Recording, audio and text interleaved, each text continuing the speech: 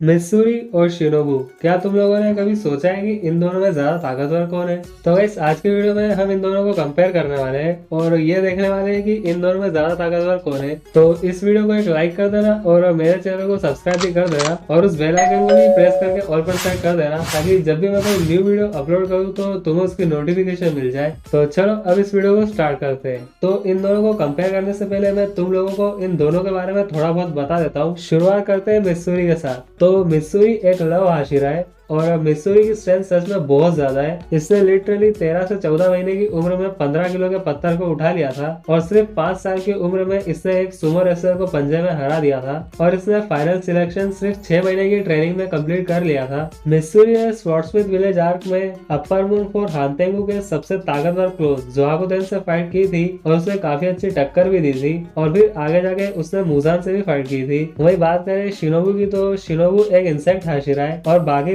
दूसरे हाशिरा की तरह शिनोबू डीमंस का सर काट के उन्हें नहीं मारती, बल्कि वो पॉइजन का यूज करती है डीमंस को मारने के लिए। शिनोबू को डीमन स्लेयर के सीजन 1 में दिखाया गया था, जहाँ पर इसने काफी ज्यादा अच्छा परफॉर्म किया था। शिनोबू ने रुई के बनाए डीमंस को एफर्टलेसली हरा दिया था और शिनोबू पूरे डीमन स्लेयर एनिमे के सबसे इंटेलिजेंट कैरेक्टर्स में से एक है। शिनोबू मेडिकल एक्सपर्ट भी है। इसने लेडी तमायो के साथ मिलकर एंटी किबुत्सुजी ड्रग बनाया था, जिसकी वजह से मुजान को हराना पॉसिबल हुआ था। सच में इस ड्रग ने मुजान को हराने में एक मेजर रोल प्ले किया था। और इन्फिनिटी कैसल में शिनोबू वर्सेस डोमा की वो फाइट, शिनोबू ने यहाँ पे प्रूव कर दिया कि वो कितनी ज्यादा ताकतवर है। शिनोबू ने अपर मून टू डोमा को हराने में भी एक मेजर रोल प्ले किया था। तो गाइस मैंने इन दोनों ही कैरेक्टर्स के बारे में तुम लोगों को थोड़ा बहुत बता दिया है, तो चलो अब इन दोनों को कंपेयर करना शुरू करते हैं। तो सबसे पहले स्ट्रेंथ। तो देखो शिनोबू स्ट्रेंथ के मामले में बहुत ज्यादा कमजोर है। शिनोबू डीमंस का गला भी नहीं काट सकती, इसलिए वो पॉइजन का यूज करती है डीमंस को मारने के लिए। लेकिन सच बताओ ना, तो शिनोबू की स्ट्रेंथ जितनी तुम लोग कम समझते हो ना, उतनी है नहीं। शिनोबू ने लिटरली एक बोल्डोर को बीच में से काट दिया था। वही शिनोबू की थ्रस्टिंग और स्टेबिंग पावर भी काफी ज्यादा है। लेकिन मित्सुरी की स्ट्रेंथ कंपेयर टू शिनोबू बहुत ज्यादा है। जैसा कि मैंने तुम्हें पहले भी कहा था, इसने 13 से 14 महीने की उम्र में 15 किलो के पत्थर को उठा लिया था। वही सिर्फ 5 साल की उम्र में इसने एक सुमो रेसलर को पंजे में हरा दिया था। वही मित्सुरी ने लिटरली फाइनल बैटल में मुजान के हाथ को उखाड़ दिया था, वो भी सिर्फ अपनी रॉ पावर से। तो इससे तुम समझ सकते हो कि मित्सुरी की स्ट्रेंथ कितनी ज्यादा है। तो स्ट्रेंथ का पॉइंट मिलेगा मित्सुरी को। फिर बात करें स्पीड एंड रिफ्लेक्सेस की, तो शिनोबू की स्पीड एंड रिफ्लेक्सेस बहुत ज्यादा है। शिनोबू अपनी स्पीड एंड रिफ्लेक्सेस के लिए जानी जाती है। शिनोबू ने अपनी स्पीड एंड रिफ्लेक्सेस से डोमा को भी हैरान कर दिया था। डोमा ने यह भी कहा था कि शिनोबू फास्टेस्ट हाशिरा है। जितने हाशिरा से वो मिला है उन सब में शिनोबू ने डोमा पे मल्टीपल स्ट्राइक्स किए थे, जिसे डोमा ब्लॉक करना तो छोड़ो, ठीक से देख भी नहीं पा रहा था। वही शिनोबू का final attack dance of the centipede 100 lakh zigzag attack ने तो डोमा को पूरी तरीके से सरप्राइज कर दिया था। और तो शिनोबू ने यह अटैक तो बहुत ज्यादा घायल होने के बाद किया था, लेकिन फिर भी शिनोबू डोमा के ऊपर यह अटैक लैंड कर पाई थी। वही बात करें मित्सुरी की स्पीड एंड रिफ्लेक्सेस की, तो मित्सुरी की स्पीड एंड रिफ्लेक्सेस भी काफी ज्यादा है। मित्सुरी ने ग्योको के क्रिएट किए हुए स्पॉन्स को उनके रिएक्ट करने से पहले ही खत्म कर दिया था। और जोहाकुतेन से फाइट करते टाइम भी मित्सुरी जोहाकुतेन के लाइटनिंग साउंड वेव से इजीली बच पा रही थी। और जोहाकुतेन से फाइट करते टाइम मित्सुरी ने कई बार अपनी स्पीड एंड रिफ्लेक्सेस को प्रूव किया था। अब देखो मित्सुरी की स्पीड एंड रिफ्लेक्सेस काफी ज्यादा है, लेकिन शिनोबू की स्पीड एंड रिफ्लेक्सेस मित्सुरी से भी बहुत ज्यादा है। तो हाँ, स्पीड एंड रिफ्लेक्सेस का पॉइंट मिलेगा शिनोबू को। फिर बात करें आईक्यू की, तो सच बताओ तो मित्सुरी का आईक्यू ज्यादा नहीं है। आईक्यू के मामले में मित्सुरी जस्ट लाइक ग्योको। हाँ, मित्सुरी ग्योको से तो ज्यादा इंटेलिजेंट है, लेकिन वही शिनोबू पूरे डीमन स्लेयर एनिमे के सबसे इंटेलिजेंट कैरेक्टर्स में से एक है। और तो और शिनोबू मेडिकल एक्सपर्ट भी है। और आईक्यू के मामले में सिर्फ कुछ ही ऐसे लोग होंगे जो कि शिनोबू को हरा सकते हैं। तो हाँ, आईक्यू का पॉइंट मिलेगा शिनोबू को। वही बात करें बैटल आईक्यू की, तो शिनोबू का बैटल आईक्यू भी बहुत ज्यादा है। शिनोबू की वजह से ही डोमा को हराना पॉसिबल हुआ था। अगर शिनोबू डोमा को मारने का प्लान नहीं बनाती,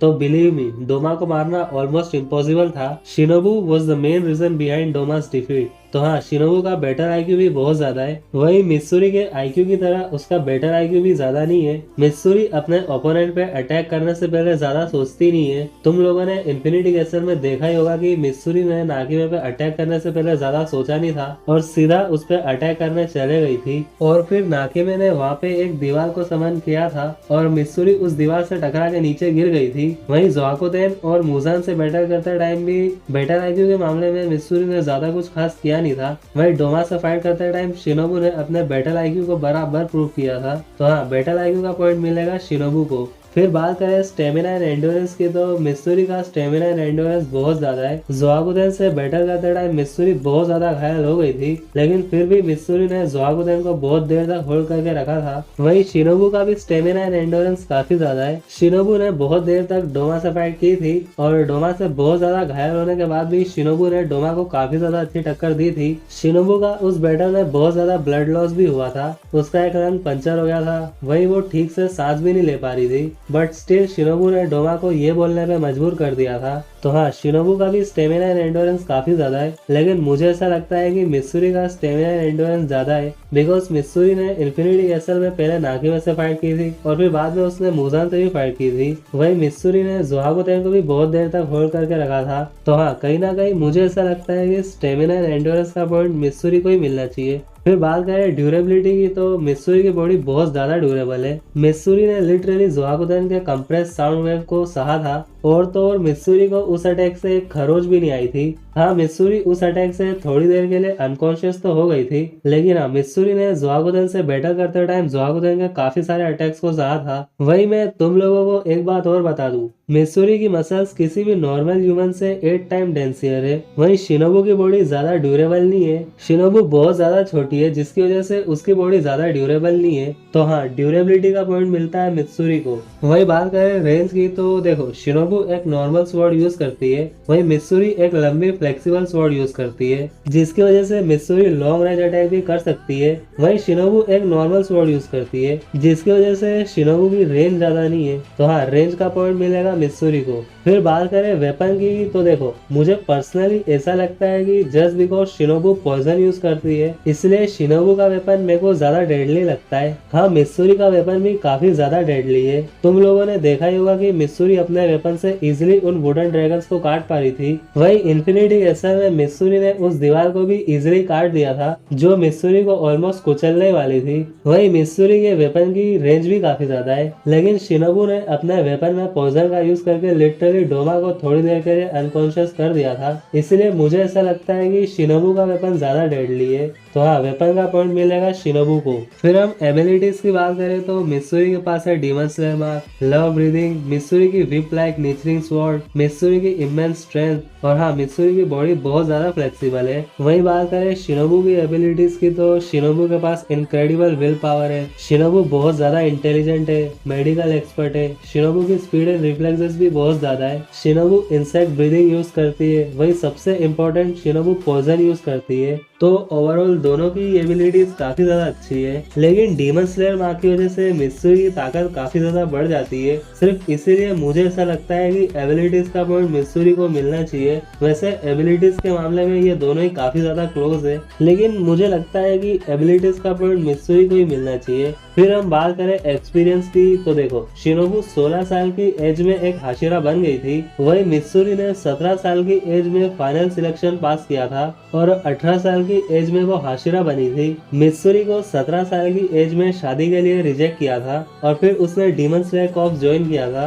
और रेंगोकू के साथ ट्रेनिंग करके उसने सिर्फ 6 महीने की ट्रेनिंग में फाइनल सिलेक्शन पास किया था। वही शिनोबू की एक बड़ी बहन थी कानेई, जो कि हाशिरा थी। तो शिनोबू ने भी काफी यंग एज में ही अपनी ट्रेनिंग स्टार्ट कर दी थी और वो सिर्फ 16 साल की एज में एक हाशिरा बन गई थी। इसलिए मुझे ऐसा लगता है कि कहीं ना कहीं एक्सपीरियंस का पॉइंट शिनोबू को ही मिलना चाहिए। फिर हम बात करें अटैक पोटेंसी की, तो मित्सुरी की अटैक पोटेंसी काफी ज्यादा है। मित्सुरी बहुत ही इजीली ज़ोआकुदेन के वुडन ड्रैगन्स को काट पा रही थी। वही इन्फिनिटी कैसल में भी मित्सुरी ने नाकिमा की दीवार को काफी इजीली काट के पूरी तरीके से डिस्ट्रॉय कर दिया था। अब क्योंकि मित्सुरी की स्ट्रेंथ काफी ज्यादा है, इसलिए उसकी अटैक पोटेंसी भी काफी ज्यादा है। वही शिनोबू की भी अटैक पोटेंशियल ठीक ठाक है। जैसा कि मैंने तुम्हें पहले भी बताया था, शिनोबू ने एक बोल्डोर को बीच में से काट दिया था और शायद तुम लोग एक बात भूल रहे हो कि शिनोबू पॉइजन यूज करती है, जो कि इस बात पर डिपेंड ही नहीं करता कि सामने वाले की बॉडी कितनी ज्यादा ड्यूरेबल है। अगर शिनोबू ने अपना पॉइजन अपने ओपोनेंट के अंदर इंजेक्ट कर लिया, देन इट्स ओवर।